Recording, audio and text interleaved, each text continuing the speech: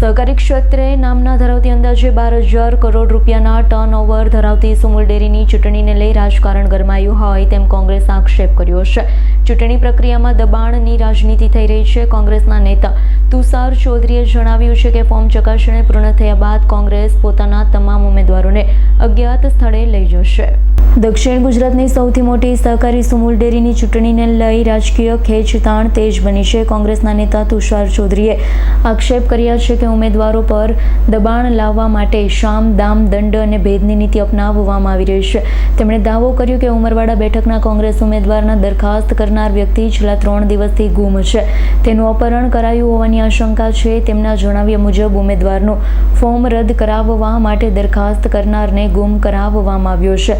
કોંગ્રેસે જાહેરાત કરી છે કે પોતાના તમામ ઉમેદવારોને સુરક્ષા હેતુસર અજ્ઞાત સ્થળે રાખવામાં આવશે. હાલ સુમુલ ડેરીના ઉમેદવારોની ફોર્મ ચકાસણીની પ્રક્રિયા ચાલી રહી છે. આ પ્રક્રિયા શરૂ થાય પહેલાં જ ઉમરપાડાના એક અમારા ઉમેદવાર હતા, એની જે દરખાસ્ત કરનાર સભાસદ હતો એ છેલ્લા 3 દિવસથી એને ગુમ કરી દેવામાં આવ્યો છે.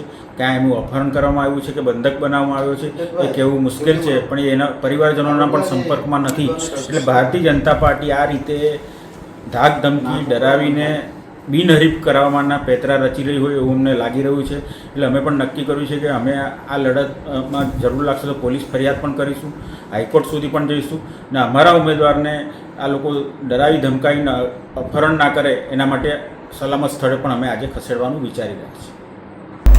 Bureau report S9 news Surat. અમારી તમામ માહિતીથી અપડેટ રહેવા માટે જોડાયેલા રહો S9 ન્યૂઝ સાથે.